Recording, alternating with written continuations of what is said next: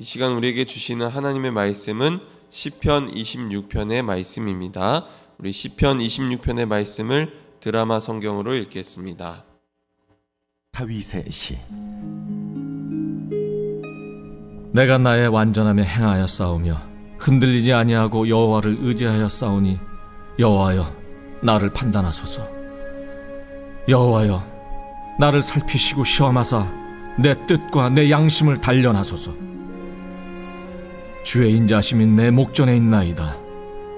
내가 주의 진리 중에 행하여 허망한 사람과 같이 앉지 아니하여 싸우니 간사한 자와 동행하지도 아니하리이다. 내가 행악자의 집회를 미워하오니 악한 자와 같이 앉지 아니하리이다. 여호와여 내가 무죄함으로 손을 씻고 주의 제단에 두루 다니며 감사의 소리를 들려주고 주의 기이한 모든 일을 말하리이다. 여호와여 내가 주께서 계신 집과 주의 영광이 머무는 곳을 사랑하오니 내 영혼을 죄인과 함께 내 생명을 살인자와 함께 거두지 마소서. 그들의 손에 사악함이 있고 그들의 오른손에 뇌물이 가득하오나 나는 나의 완전함에 행하오리니 나를 속량하시고 내게 은혜를 베푸소서. 내 발이 평탄한 데에 섰사오니 무리 가운데에서 여호와를 송축하리이다. 네, 아멘. 주님의 은총과 평화가 여러분 가운데 충만하기를 간절히 축원합니다. 또 각자의 자리에서 예배하는 모든 이들에게도 우리 동일한 은혜가 있기를 주님의 이름으로 축원합니다. 오늘은 흔들려도 흔들리지 않는 믿음이라는 제목으로 말씀을 나누고자 합니다. 시편 26편은 개인의 탄식시로 볼 수 있습니다. 이 시의 내용에는 판단하소서, 또 살피시고 시험하사 무죄함으로와 같은 이 법정 재판 용어가 많이 나오는 것으로 봐서 억울하게 고발을 당한 시인이 자신의 결백을 주장하며 하나님께 탄식하고 있음을 알 수 있습니다. 시편에는 찬양시보다 탄식시가 더 많이 있다는 것을 말씀드린 적이 있습니다. 이 말은 곧 우리의 인생이 쉽지 않다는 이야기입니다. 우리의 인생이 참 어렵습니다. 어려운 이유들이 여러 가지가 있겠지만 제일 큰 이유는 내 마음대로 되는 것이 하나도 없다는 것입니다. 자식도 내 마음대로 안 되고 또 건강도 내 마음대로 안 되잖아요. 그래서 내 마음대로 잘 안 되니까 그게 참 어려운 것 같습니다. 제가 한번 내 마음대로 되는 것이 무엇이 있을까 곰곰이 생각을 해봤는데 하나도 없는 것 같습니다. 네. 그나마 찾은 게 TV 리모컨 아니면 제 차의 핸들 정도? 네. 정말 없는 것 같습니다. 이 신앙을 갖는다는 것은 이렇게 어찌할 바를 모르는 이 마음을 살피고 그 마음을 하나님께로 가져가는 것입니다. 신앙을 가졌다고 해서 내가 원하는 것을 하나님의 도움으로 얻어내려고 하는 것은 인간의 욕망입니다. 때때로 우리에게 정말로 필요한 것은 하나님께 구해서 우리가 얻어야 하지만 우리가 구하는 것 대부분은 없어도 되는 것을 구할 때가 참 많이 있습니다. 이런 것 때문에 우리의 인생이 고단하고 더 어렵습니다.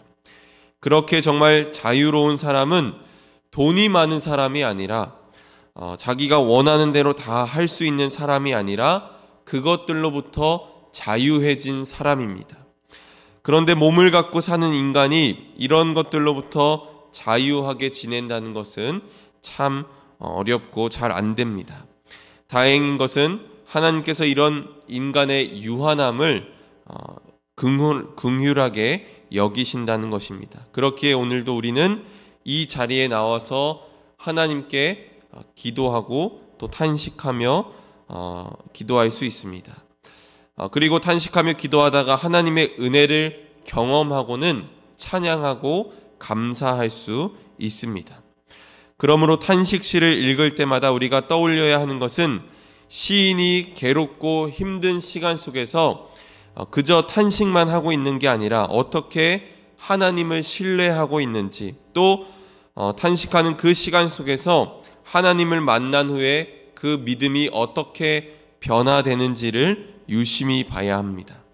오늘 시편도 탄식하는 기도로 시작하지만 결국 하나님을 신뢰하고 찬양하는 시로 바뀌고 있습니다. 탄식에서 찬양으로 바뀌는 과정을 살펴보면서 오늘 말씀의 은혜를 함께 나누고자 합니다. 시인은 자기의 문제를 처음부터 말합니다.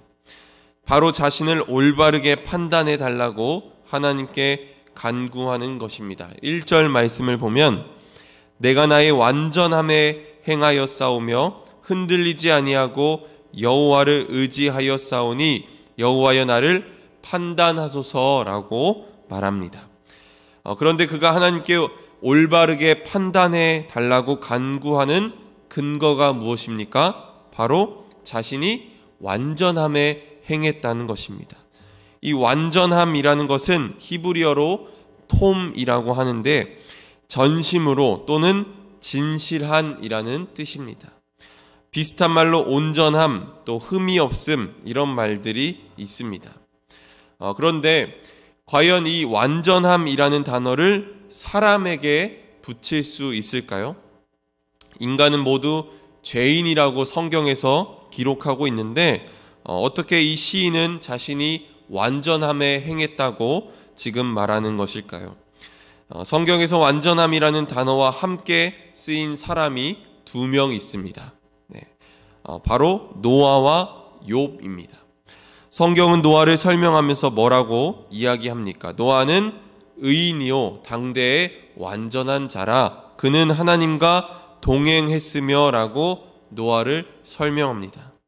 그런데 사실 노아는 대홍수 이후에 지독한 외로움을 못 이겨서 술에 취했다가 자식들에게 수치를 드러내기도 했습니다. 그런 면에서 보면 노아는 완전한 자가 아닌 것 같습니다. 그런데 왜 오늘 성경의 시인이나 노아, 욥 같은 인물에 대해서 성경은 왜 완전함이라는 단어를 사용할까요?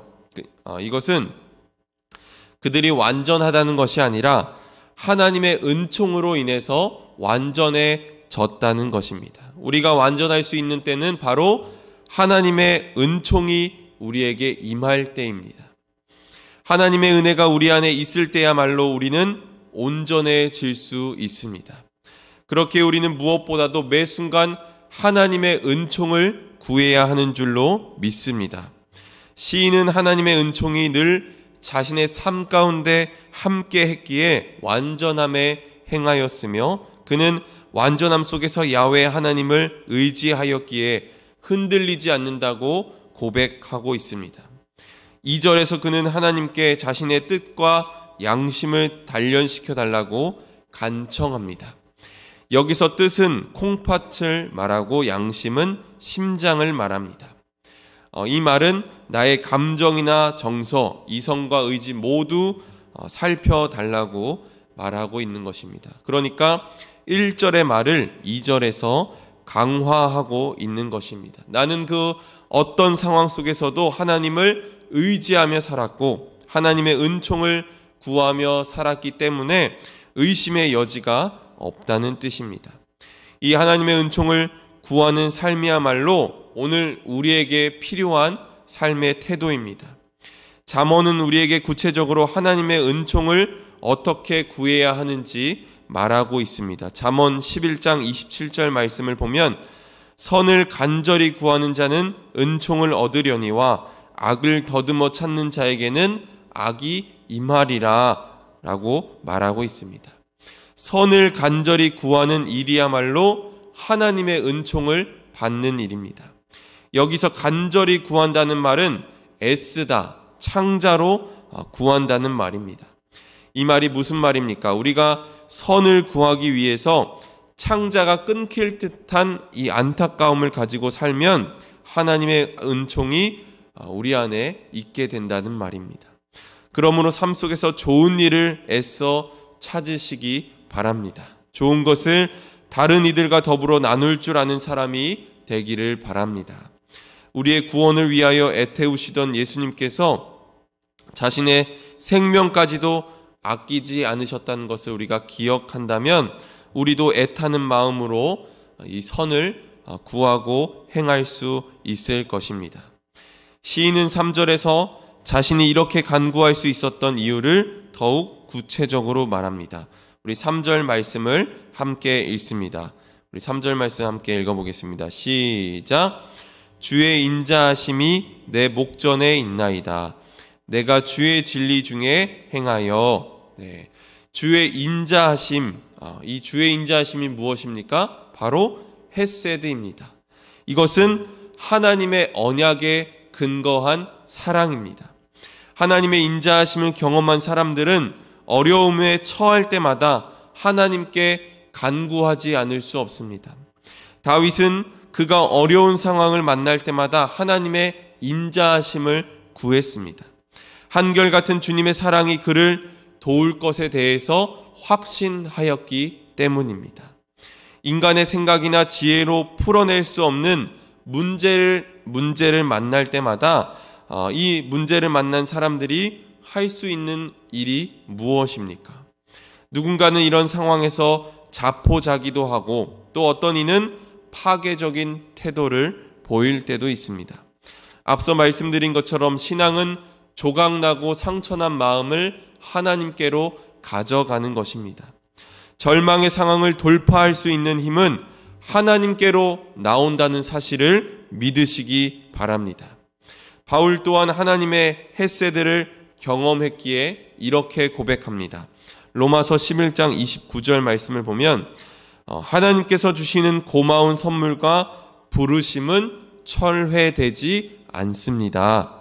이렇게 고백합니다. 하나님의 은혜는 철회되지 않습니다. 우리를 향한 하나님의 부르심은 철회되지 않는다는 말입니다. 왜 그렇습니까? 그분의 인자하심이 끝이 없기 때문입니다. 그러므로 하나님의 인자하신 사랑을 꼭 붙들고 살아가시기 바랍니다. 시인은 이제 자신의 무죄함을 고백합니다. 그는 허망한 사람이나 간사한 자와는 무관한 사람이었고 의식적으로 악한 자들의 모임에 참여하지 않았습니다. 그는 또한 주의 제단을 두루 다니며 감사와 찬양의 제사를 드렸습니다. 즉 시인은 모든 악한 것은 멀리하고 하나님께서 임재하시는 성전을 날마다 가까이 하며 하나님과 교제하는 것을 무엇보다도 소중하게 여기며 살았습니다. 그런데 9절 말씀을 보니까 의식적으로 멀리했던 이 죄인이나 살인자들과 같은 운명에 처할 위기에 놓였다는 것입니다.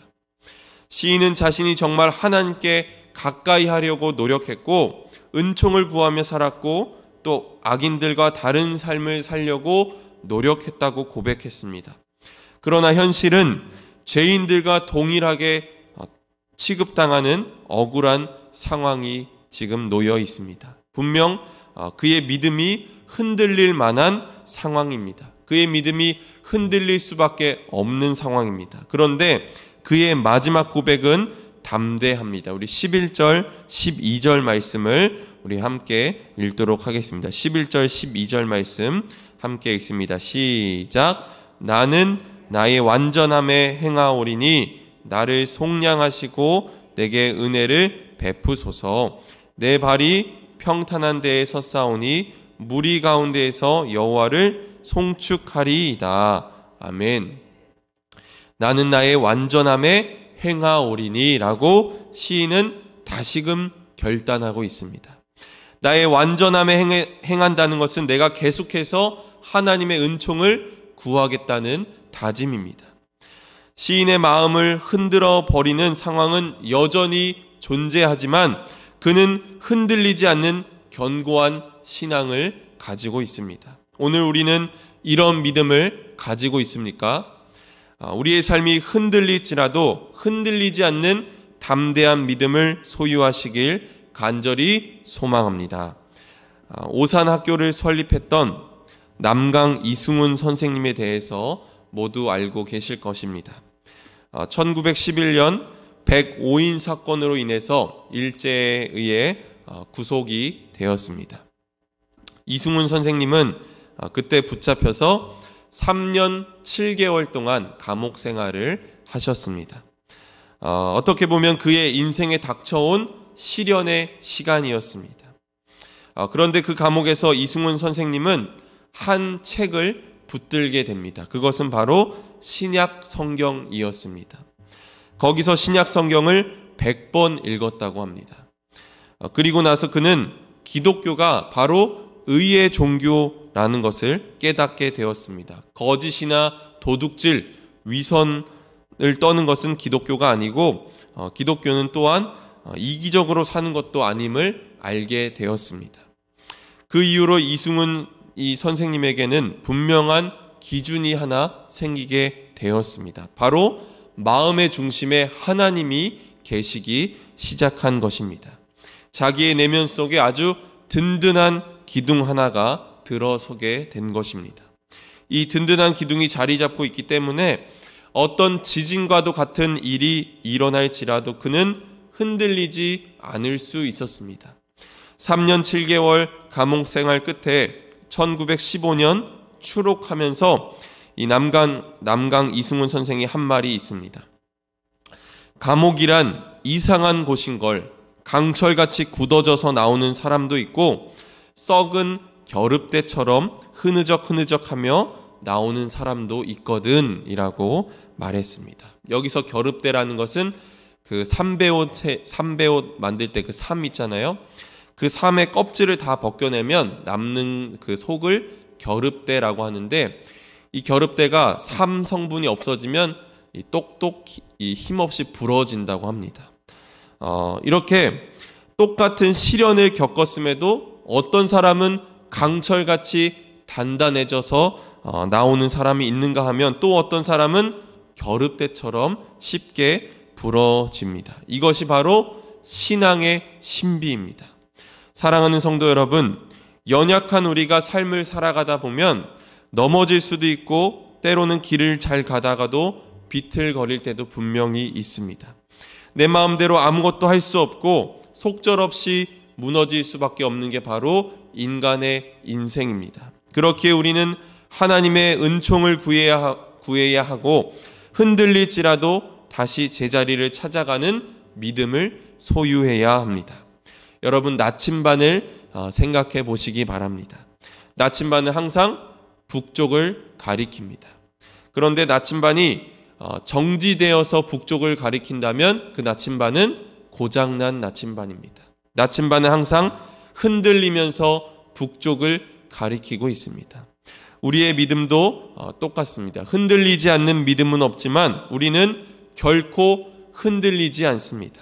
바로 우리 마음의 중심에 하나님이 계시기 때문입니다. 오늘 시편 26편의 기자는 탄식으로 시작했지만 하나님의 끝이 없는 사랑을 발견하고는 찬양의 고백으로 끝을 맺고 있습니다. 오늘 저와 여러분의 삶도 탄식 가운데 있습니다. 하나님을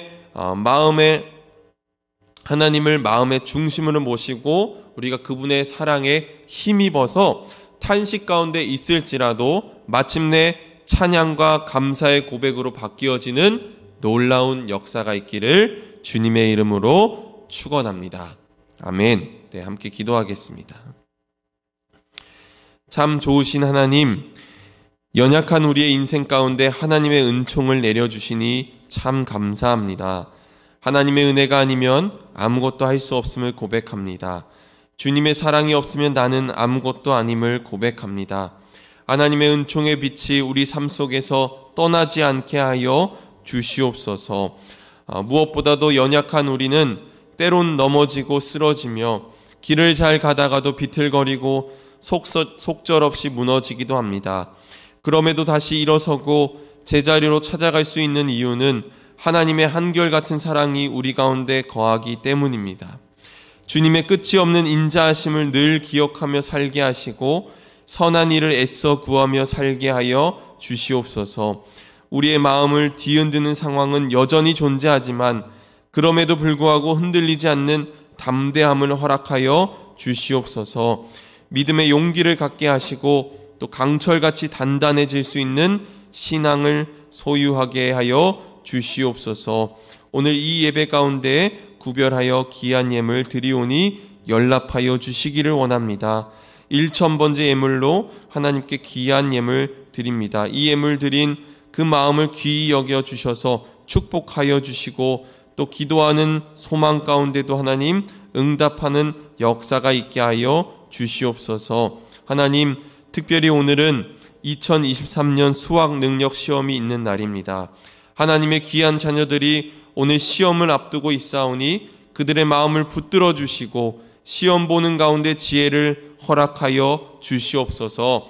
처음부터 또 마치는 시간까지 하나님의 도우심으로 시험을 잘 치르게 하여 주시옵소서. 무엇보다 그들의 삶이 오늘 하루로 결정되지 않게 하시고 하나님께서 그들의 인생을 주관하셔서 하나님의 사람으로 살아가게 하여 주시옵소서. 모든 것 주님께 맡겨드리며 예수 그리스도의 이름으로 기도드렸습니다. 아멘.